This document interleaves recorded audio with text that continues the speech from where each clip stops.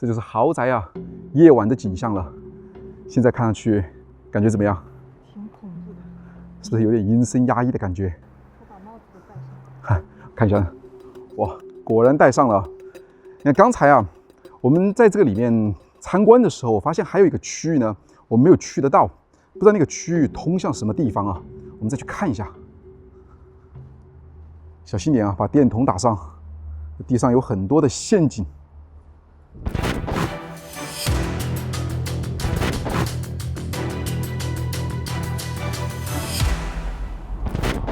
嗨，大家好，我是阿森。现在我在从大阪啊前往东京的路上。刚才从新干线出来了以后呢，原本说是把包存了以后，然后去今天的拍摄地。结果没想到，刚刚把包存了以后，一出来啊，竟然那个公交车都已经开走了，要等下一班公交车，那得等1个小时的时间。所以我决定啊，干脆走过去算了。你看上一次啊，我们来日本都是4年以前的时候了。当时30天的日本自由行，到最后的那几天啊，赶上了疫情的大爆发，所以在回去的时候折腾了很长的时间。我感觉就有点像是一部电影，就是那个2012世界末日啊，大家为了去求得那张 ticket 而逃命，我就有点像是那种感觉吧。而后来折腾了很长的时间，总算是买到了回去的机票。你看现在来到日本以后，依旧啊是蓝天白云，对面这个大海是不是特别的漂亮？那今天我们要去探寻的这个地方啊，是一栋废弃的豪宅。据说啊，这个主人呢，他修建这栋建筑的目的呢，并不是为了住人，而是放置他自己的艺术品。但是特别奇怪的是啊，当这一栋建筑修好以后，这些艺术作品呢放进去以后，甚至有一些还没有开封，这一栋建筑啊就废弃在了山坡之上。那这究竟是怎么一回事呢？我们就一块儿去一探究竟。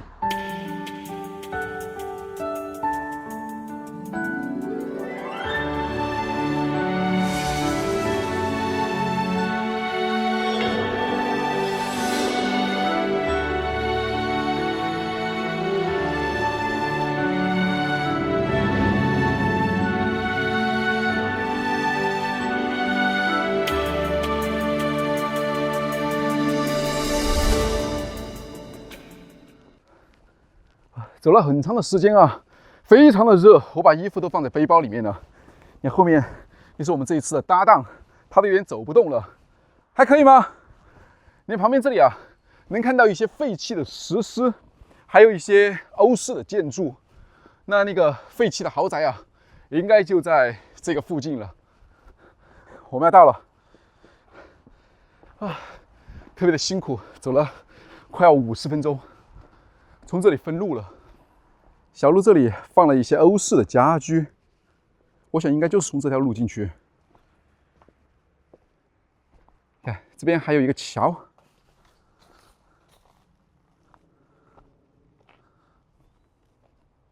哇哦，这里有一个很深的隧道哦，知道通向哪里？不知道啊，看上去好黑啊！走，先去那边看一下。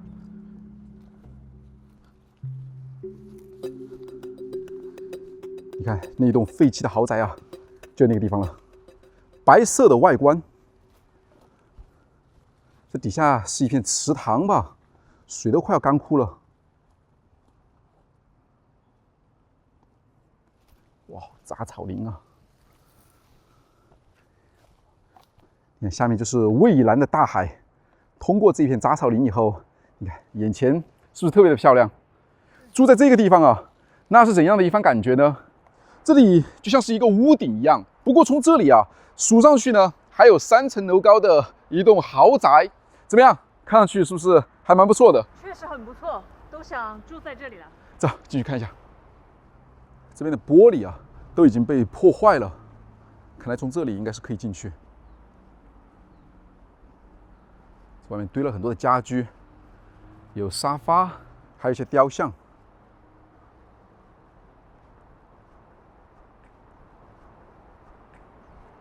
注意脚下，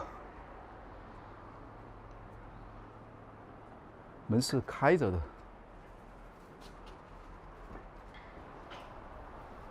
这个房间里面呢，是一个大厅。你看这边落地式的玻璃啊，不过现在很可惜的是，这一块玻璃都已经碎掉了，小心点。你看从这里看出去啊，以前的那种海景房，是不是有一点像是那种油画的感觉？是很美。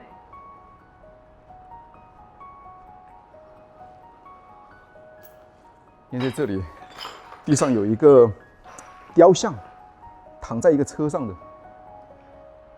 这就是这个海景房的内部了。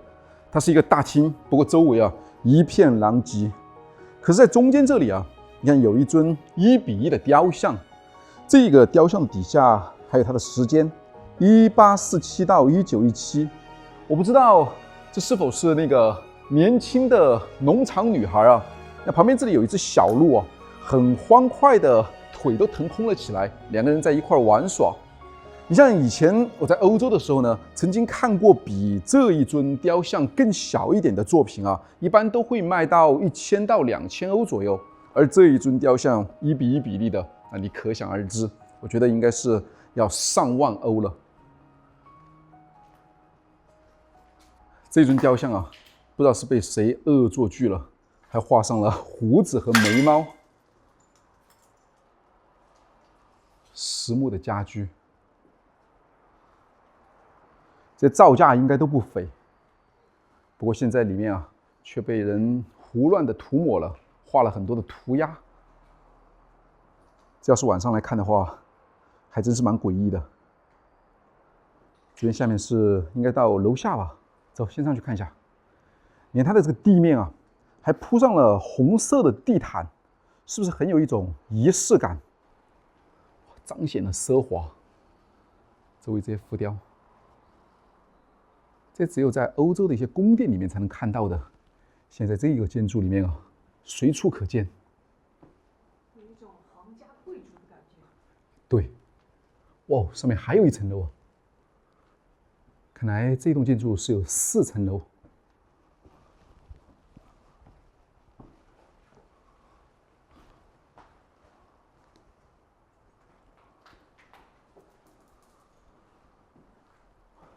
这样出去了，还是说是一个阳台呢？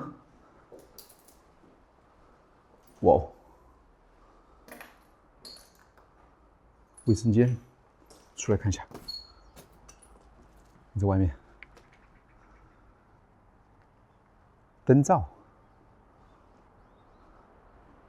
是它的屋顶，远处的海景房。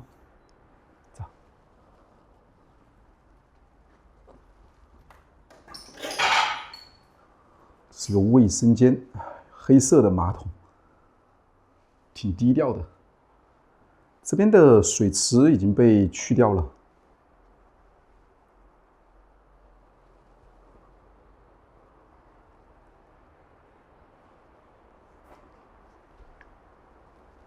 房间里面的装修是不是很奢华？每一个立柱上面啊，全部都是玻璃。彰显了那种华丽的感觉。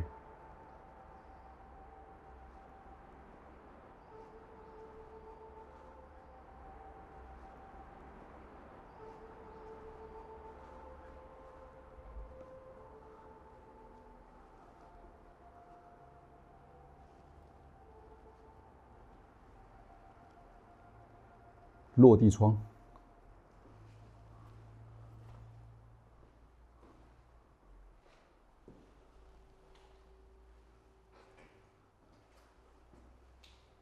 这跟那种日本的传统的日式庭院，或者说日式的建筑啊，完全是不一样的风格。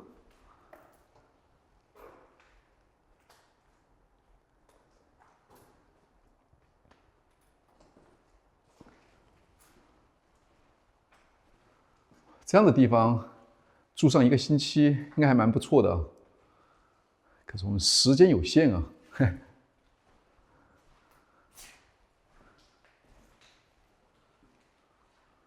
这里可以过来。那这些暗室挺多的。这应该是个卫生间吧？装马桶的地方。你看这边还有一个卫浴间。哇，在这里洗澡的话，看着外面的风景，是不是真的很漂亮？真是很奢华的感觉。走过去看一下。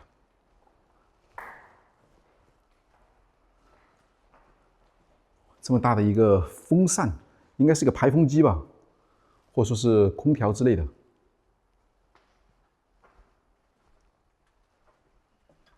哇，一个小的储物间，这感觉像是还没有装修完吧。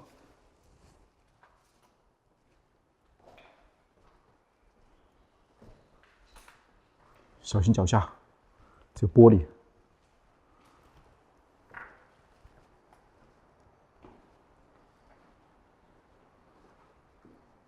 这应该是配电室吧？我进来看一下。对，配电室。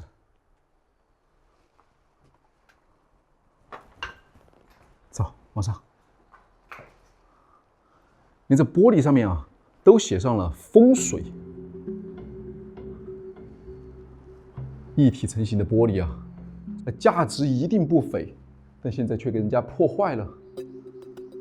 哇哦，地上这里还有一只老鼠，好像才死了没有多久。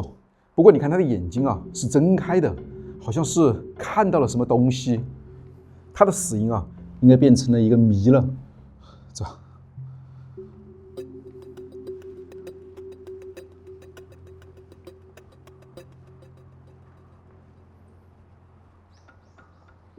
周围的这些玻璃啊，全部都已经被打破了。对，非常厚的玻璃，你看，这么厚，这得有2、3厘米了。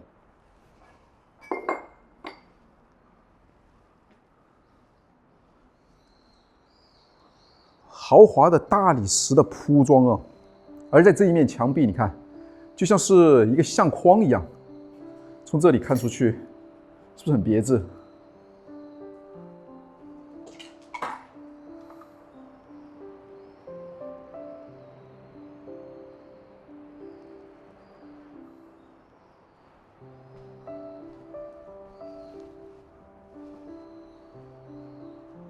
每一面的玻璃啊，可以说是非常的大，上面的吊顶感觉都还没有安装完，就废弃在这里了。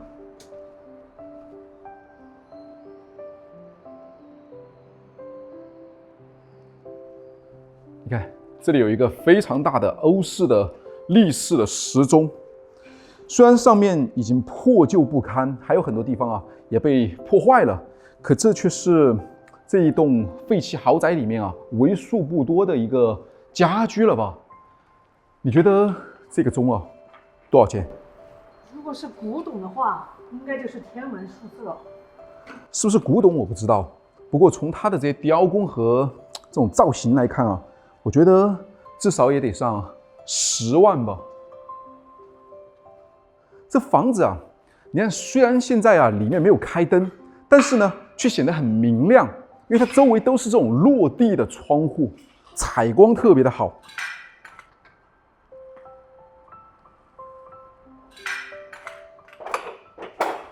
这是一个外机，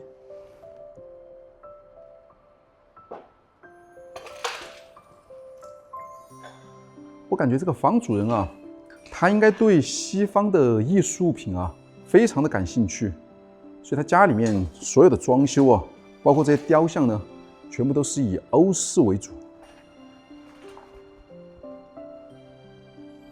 小隔间。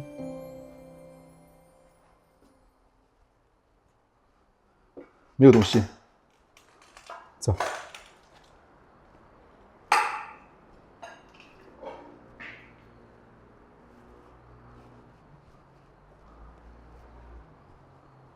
这地上，这是一个弩的装饰吗？看一下，有点像是被折成了2段。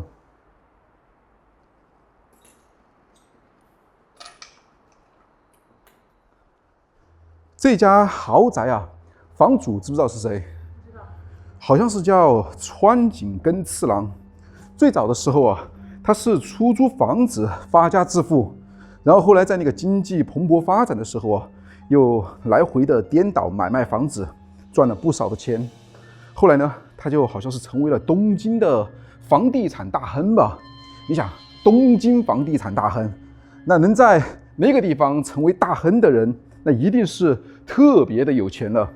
他有一句名言啊，好像是我不在乎税收，但傻瓜呢才会付钱。那确实很嚣张啊。对，你看这就是通往地下室的一个暗道了。走，下去看一下。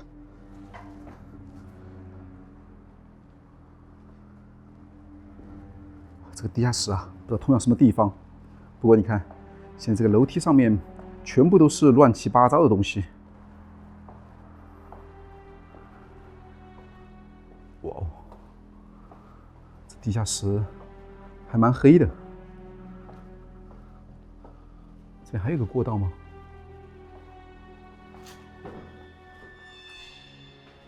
哇哦，这里面可以说是非常的璀璨。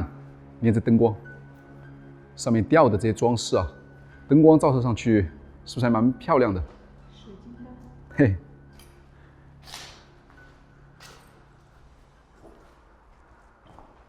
欧式的立柱。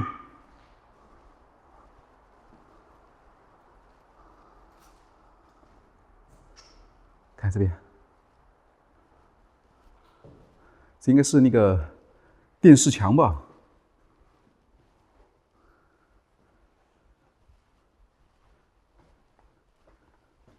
另外一套设备，三菱的，这灯光，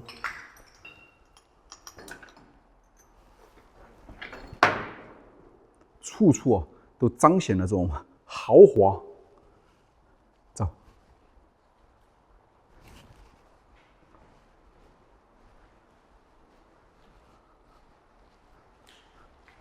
这里过去应该是一个壁炉，现在已经倒了。走，去那边看一下。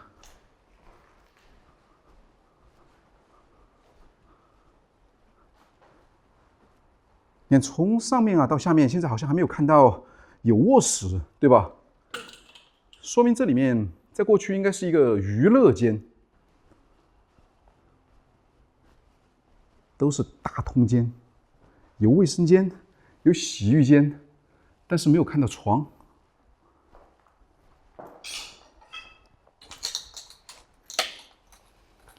哇，厨房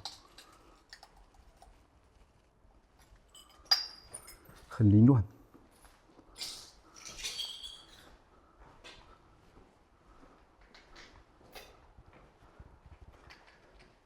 这边就没了。全是玻璃。对。你看这狮子，就像是翻版的佐罗一样，佐斯。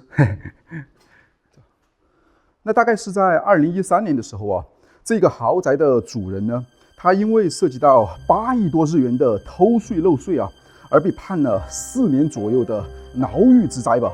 后来他进监狱的时候都已经是80几岁了，我也不知道他现在是否还健在呢。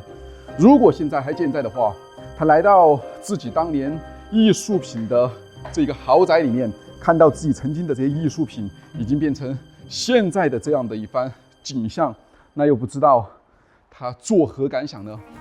好吧，那这里啊也就是这样了。那我是阿生，你把我的台词啊都给我抢了。那我们现在在日本热海的废弃豪宅之内，那我们的旅行呢又将继续。那我们下期再见。哇，海景房啊！现在已经到晚上了，这冬天啊，日本的天色真是黑得很快。现在才5点多钟，外面都已经黑完了。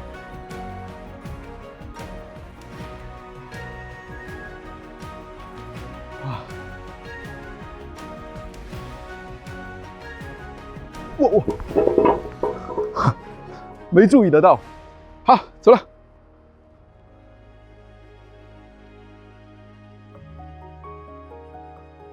这个豪宅啊，当年废弃了以后呢，好像还有不少的艺术品被拿到了夏威夷去拍卖。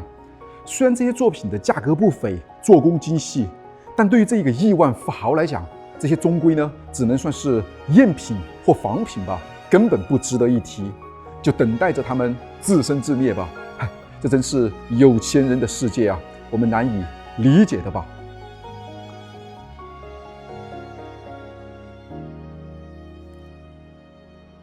这就是豪宅啊，夜晚的景象了。现在看上去，感觉怎么样？挺恐怖的，是不是有点阴森压抑的感觉？我把帽子都戴上。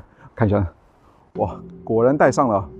你看刚才啊，我们在这个里面参观的时候，我发现还有一个区域呢，我没有去得到，不知道那个区域通向什么地方啊？我们再去看一下。小心点啊，把电筒打上。地上有很多的陷阱。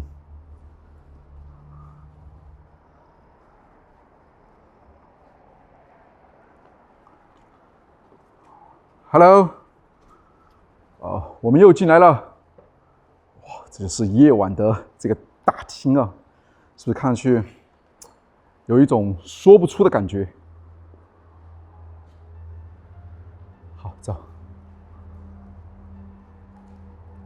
刚才是这个区域吧，我们还没有去得到，是不是？是，那边。对。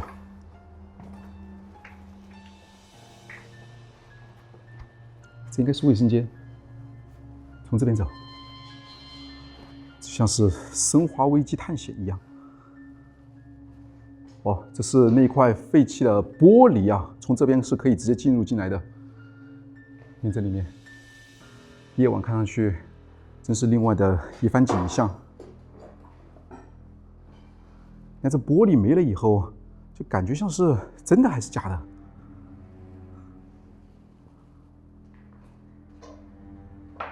锈竹的取暖器，周围全部都是玻璃，有一点压抑啊。你就这个区域了，哇哦，这里面是一个厨房，特别的小。这豪宅啊很大，但它厨房却只有这么小一点点，而且竟然都还没有装修。你这边。这是外面一片森林吧？对，这厨房的设备很多都已经锈了，这块墙也没有装修。那上面灯罩，还有很多的木炭，这还有骨头。走，哇，踩滑了，踩滑了，踩滑了！你看这地上，这有一只鸟的尸体，看到了吗？它死在这里了，不知道怎么死的。哇，这是一个很深邃的隧道了。走，这灯光，脚踩滑了，刚才。这里我感觉好像就通出去了。地上烧烤的东西，哇，这里果然就通出去了。哎，这外面是那个桥，这后面，走，